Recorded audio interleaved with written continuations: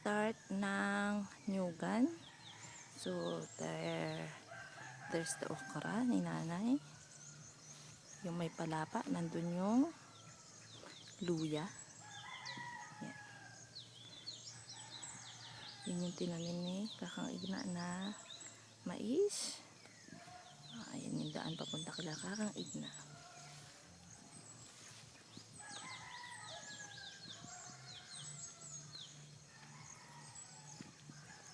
Santol na maasim yata.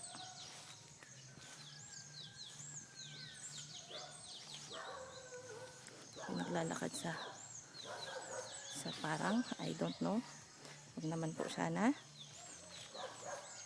Ayan, kanyang okra ay luya, sintunis yata ito. Oh, I don't know, suha. Ayan, malapad din ang kanyang luya. Ayan. Sa pagitan ng mga kakawating nandun yung mga tawag dito, mahogany. Ayan.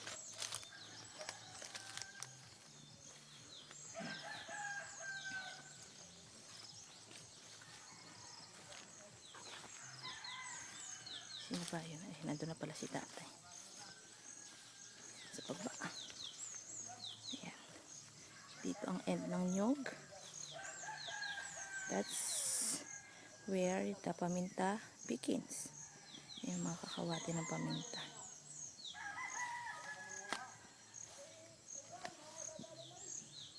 Ayan. Sa tatay body yata yung Ayan. That's where the paminta begins. Wait lang, bababa ako. Ayan. Kita mo naman yung mga kakawating tulos-tulos. Ari ko. Ayan.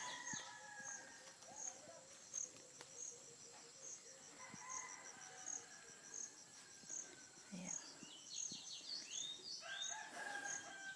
Ang kanyang mga balinghoy na nung summer ang tatiny-tiny, ngayon medyo okay na daw siya. Ayan. Ayan.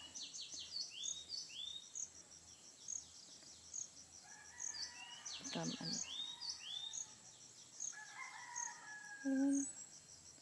I don't know kung hanggang saan yung paminta, basta kung saan naabot ng may tulos-tulos ng mata mo.